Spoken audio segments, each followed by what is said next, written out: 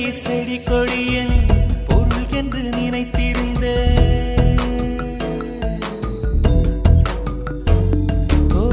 பூக்களை செடி கொடியன் பொருள் என்று நினைத்திருந்தேன்.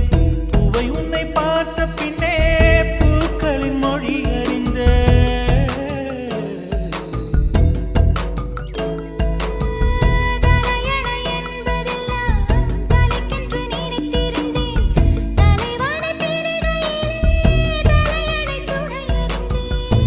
பந்தம் போன்றவன் நான் தீபம் என்று ஆகிவிட்டேன்.